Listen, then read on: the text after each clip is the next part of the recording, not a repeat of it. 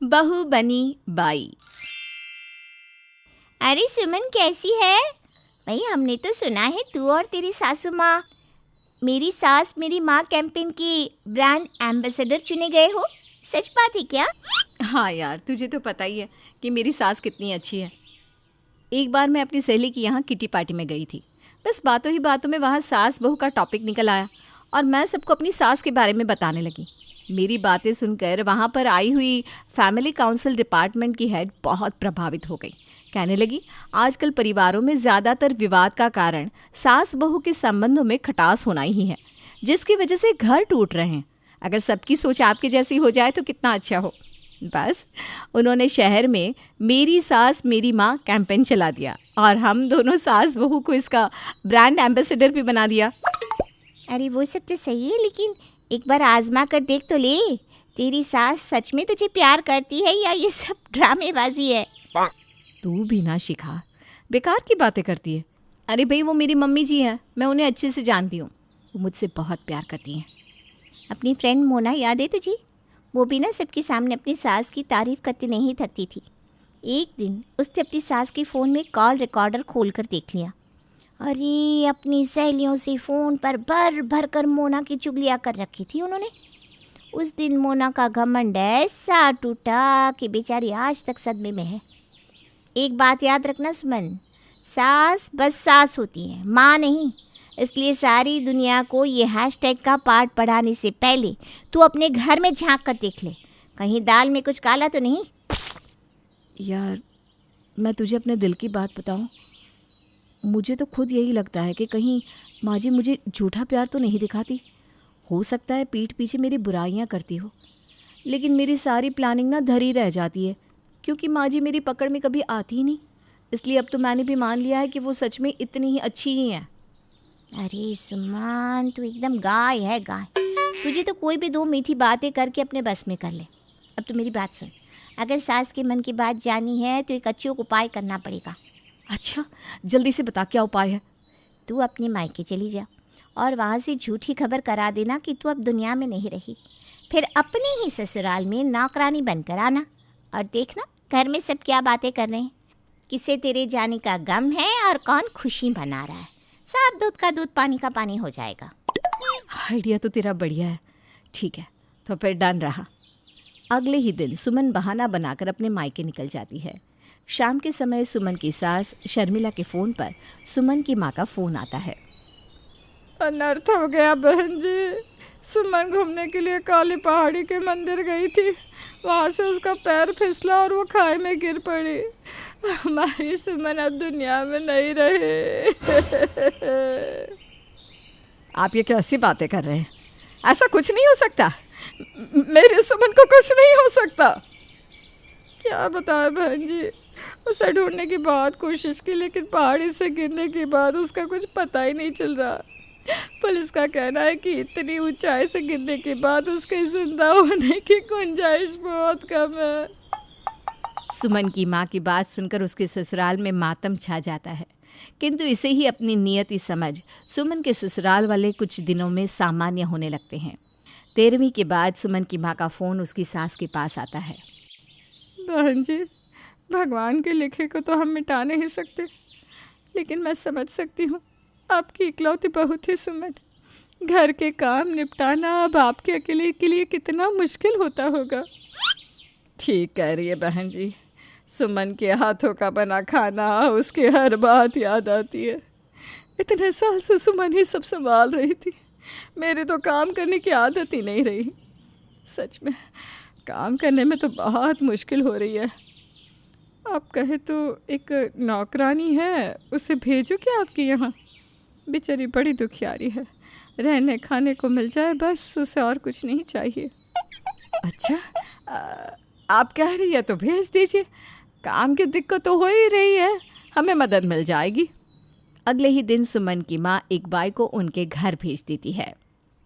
Ram Ram ma'am साहब, मेरा नाम कमला है, मेरे को ना कृष्णा मेम साहब ने भेजा है। अच्छा, वो तो ठीक है, लेकिन तूने ये घूंघट क्यों निकाल रखा है? वो मेम साहब, मेरे को ना मर्द पसंद नहीं है, मैं किसी को अपना मुखड़ा नहीं दिखाती। ओ बोले तो मेरे को नज़र लग जाती है, इसलिए ना हर टाइम घूंघट करके ही काम निपटाने का अपना आदत है। अरे लेकिन बहन जी तो बोल रही थी कि तू बड़ी दुखियारी है। मैं अपनी दुख भरेली कहानी आपको क्या सुनाएगी मेम साहब। मेरा आदमी सऊदी गया काम की वास्ते, उधर ही फंस गया। 1 साल हो गया, न पैसा भेजा न खुद आया। अब ना मेरे खाने की भी वांदे हो गए तो मैं काम की वास्ते घर घर घूम रही है। अरे अच्छा ठीक है, रो मत, चल लग जा काम पे। सुमन अपने ही ससुराल में कमला बनकर काम करने लगती है। मेम साहब आपका किचन ना एकदम गंदा पड़ेला था, देखो एकदम चकाचक कर दी। आपकी बहू कुछ काम वाम नहीं करती थी क्या? दुनिया को दिखाने के खातिर मीठा मीठा बोलना पड़ता था, लेकिन अपने दिल की तुझे क्या बताऊं। 1 नंबर के काम चोर थी सुमन। पूरा दिन बस टीवी और मोबाइल पर ही चिपकी रहती थी। घर के काम करने को कहो तो जैसे उसे सांप सूंघ जाता था। क्या माँ जी, अभी तो मुझे गए बस 13 दिन हुए हैं और आपकी सुर अभी से बदल गया। मुझे आपसे ये उम्मीद नहीं थी। अरे खड़ी खड़ी मेरा मुंह क्या देख रही है, जा जाकर खाना बना। कमला खाना बनाकर ले आती है। मेम साहब आपके घर में कैसा मरीजों वाला खाना बनता है? बस हल्दी मिर्ची के अलावा कोई मसाले ही नहीं है। पता नहीं इतने सालों से आप कैसी इनका बकबका खाना खा रही हैं। अरे तू बस याद मत दिला उस नास पेटी की मुझे। रोज रोज वही बकबका खाना खा खा कर मेरी तो भूख ही मर गई थी। अब तू आ गई है ना कमला, अब से तू खूब मसालेदार स्वादिष्ट खाना बनाना। आपने मुझे नासपिटी कहा? माँ जी, मैंने आपके लिए मेरी सास मेरी माँ जैसा कैंपेन चलाया, आपसे इतना प्यार किया और आपने ये सलाह दिया। अरे कमला सुन, मुझे तो भाई तेरे संस्कार ना बहुत पसंद आए। हर समय घूंघट में रहना, बड़ों का आदर सत्कार करना, और तेरे हाथ का खाना तो मेरे शेखर को भी पसंद आ रहा है। अब कितने दिन मातम मनाएंगे। तू ऐसा कर, अपने गांव की कोई अच्छी सी लड़की मेरे शेखर के लिए भी ढूंढ दे। मुझे तो लगा था कि सारी जिंदगी उस नालायक सुमन के साथ ही झूठी हंसी हंसते हुए गुजारनी पड़ेगी, लेकिन देख तो राम जी ने सुन ली मेरी। उसे ऊपर वाले ने अपने पास बुला लिया। अब मैं भी अपनी भूल सुधारकर अपने बेटे के लिए अच्छी सी बहू लेकर आऊंगी। सास की बात सुनकर सुमन ने झट से अपना घूंघट उतार कर फेंक दिया। क्या कहा माँ जी आपने? आप अपने बेटे के लिए दूसरी बहू लेकर आएंगी? छी, आपसे ये उम्मीद नहीं थी मुझे। अरे माँ जी कहते मेरी जुबान नहीं थकती थी। मेरी सहेलियों ने, आस पड़ोस वालों ने, सबने कहा कि कोई सास बहू से इतना प्यार नहीं कर सकती, लेकिन मैंने किसी की एक नहीं मानी। मुझे लगता था सास भी तो माँ ही होती है, मेरी सास बाकी सास जैसे नहीं है, लेकिन आपने मेरा सारा घमंड तोड़ दिया। अरे बेटा, तो मैंने तुझे कब अपनी बेटी से कम समझा है? वो तो तू ही मेरे साथ खेल खेल रही थी, तो मैंने सोचा 1-2 छक्के मैं भी लगा दूं। क्या कहा माँ जी? आप खेल खेल रही थी? मतलब आपने जो कुछ भी कमला से कहा वो झूठ था? और नहीं तो क्या, मैं तो पहले ही दिन तेरे गज भर के घूंघट से समझ गई थी कि तू ही सुमन है, लेकिन मैंने भी सोचा देखती हूँ आखिर तेरे मन में है क्या। फिर जब तू जानबूझकर सुमन के बारे में पूछताछ करने लगी, तो मैं भी मिर्च मसाला लगाकर तुझे सुमन के बारे में बताने लगी।